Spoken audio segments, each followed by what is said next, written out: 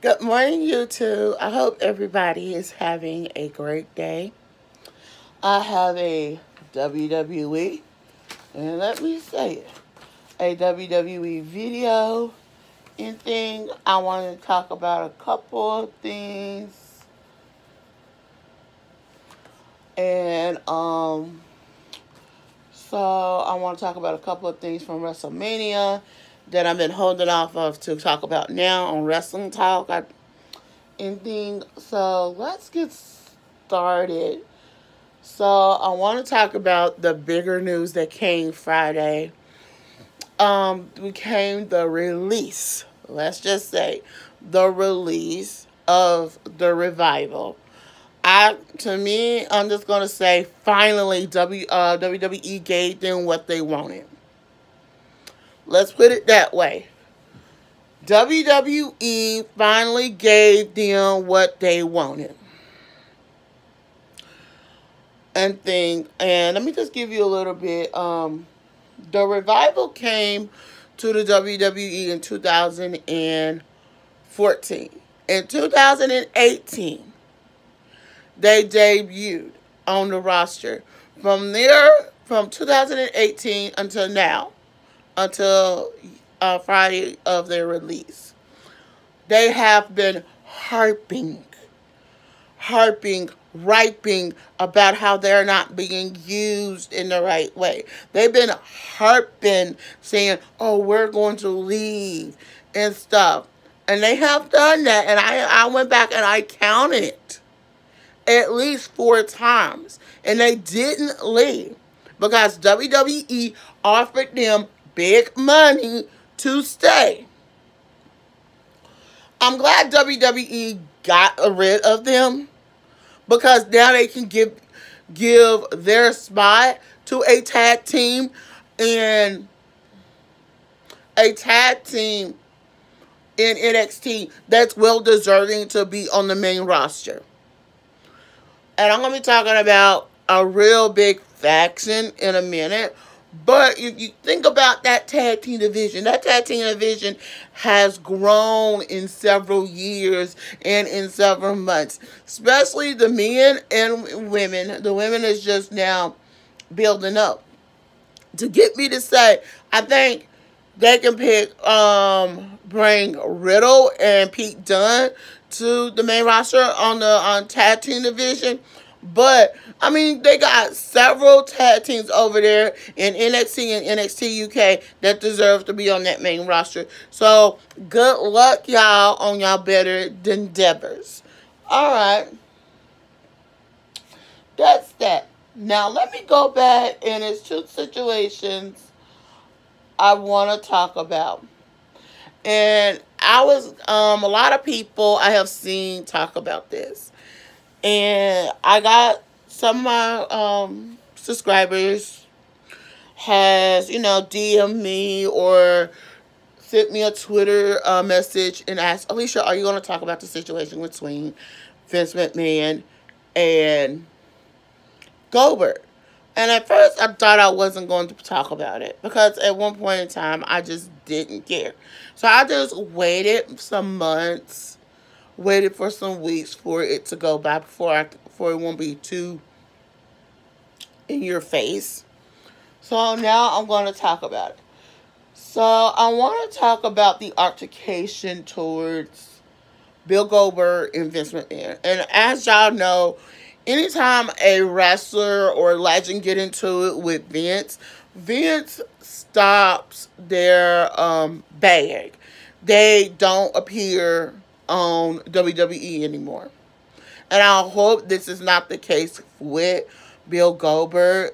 But I feel like Vince McMahon thinks he's always right. So in this situation, as y'all saw, Roman Reigns couldn't compete. I don't blame this on him. I don't. I blame the situation on Corona. Let's just get that. On Corona. I'm in quarantine as well. And thing and stuff. Only when it's bad weather, then I have to go out to my aunt's house. But that's a different thing. But You can't blame Roman Reigns. And it was, everybody was like wanting to try to blame somebody. But in this case, you have to blame Vince McMahon, not you need to blame Vince McMahon because he's not seeing the bigger story and thing. Yeah, I'm proud of Braun Strowman. I'm not gonna take nothing from him. He won that title from Bill Goldberg. Now, we was building up for months, doing months and weeks for this to be Roman Reigns versus Bill Goldberg, spear versus spear. And I hope one day we actually, when all of this is done, said and done, and think we do get this. But Vince McMahon don't see the longer picture. I get Bill Goldberg. He was like saying, let me keep this title belt until Roman Reigns returned, for we could have a spear versus spear match. But y'all know how egghead Vince McMahon is. He's in about his ways.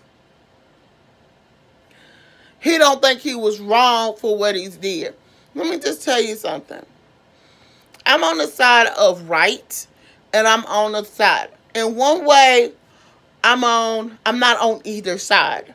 In one way, I agree with In one way, I agree with Bill Goldberg when he says, keep that title on me and thing for we can have that spear versus spear match. We can have that at any time we wanted to.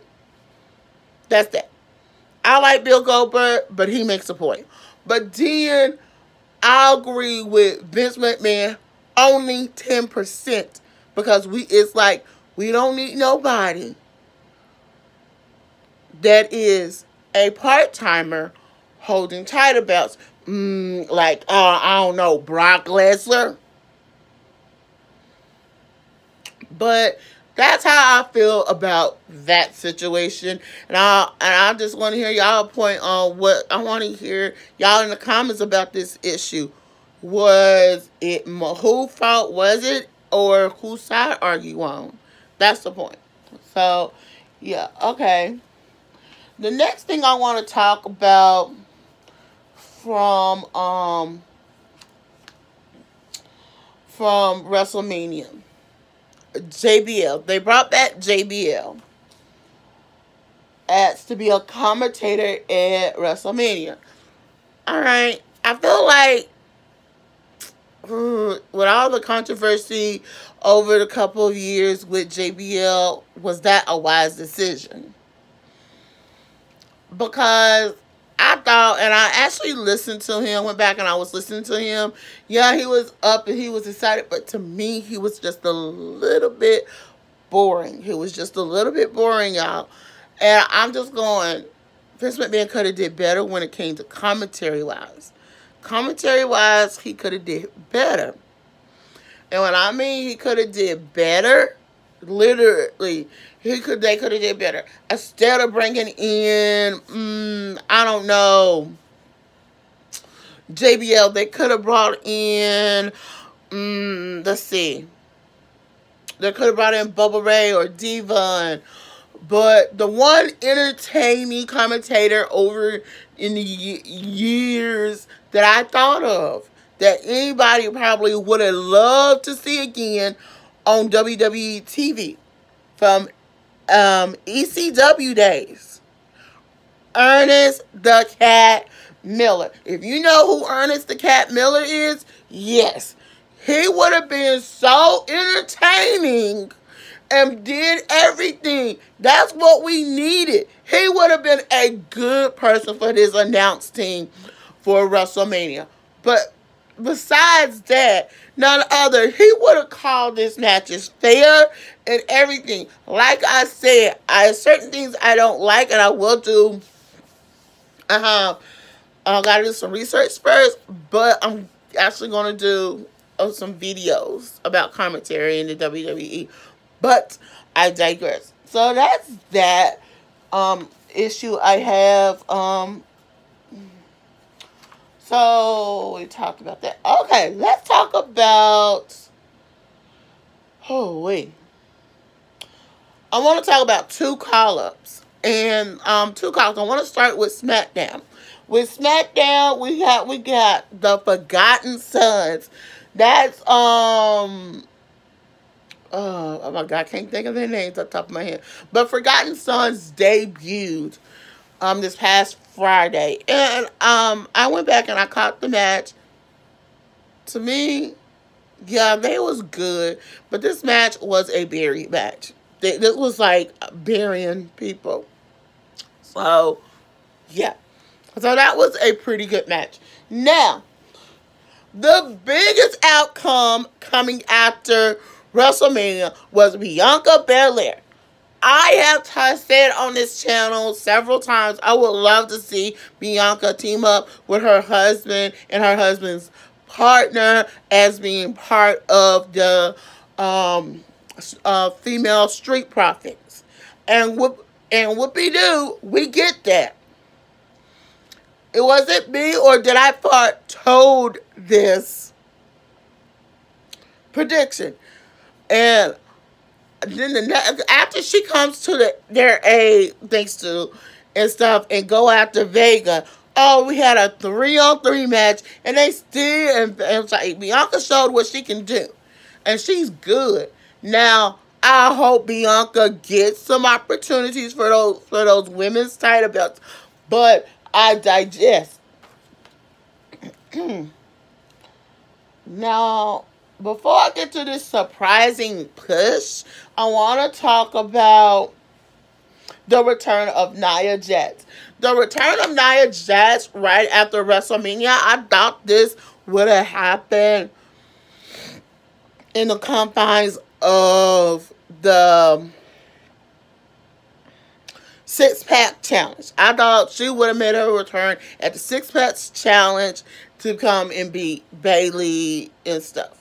Alright, that didn't happen. So Vince McMahon is keeping her on Raw. I'm going, So Superstar Shakeup should be coming soon. So we never know. We might see her redrafted to SmackDown where her family is. We never know. But we know that is coming soon. But she was going against Donna Purrazzo. This was a pretty good match, but this is like it's a return of Nia Jax. Nia Jax buried this girl, so yeah. Now, for the last, and I have to talk about this surprising push. Now, after WrestleMania, I have to say this. Sasha and Bayley had this segment, and who theme song we hear? It's Tamina. Tamina's mouth talking and stuff like that. She goes, let's put your mouth where your money is. Give me a title for opportunity for that title. And I'm going, is WWE now see the value? See the value of Tamina after a certain video I did, or they just giving her an opportunity?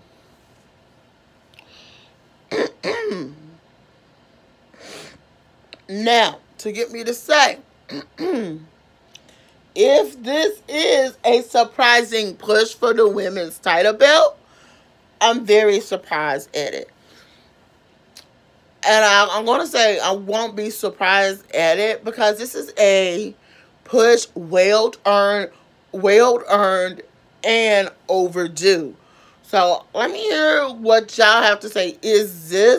Do y'all feel like this is a surprising push for Tamina, or is this just a ploy that she will lose it again? So y'all, let me hear what y'all have to say about all of these stories and more. Until then, I'm Alicia. Don't forget to thumbs up this video, comment below, and subscribe to my channel. Bye.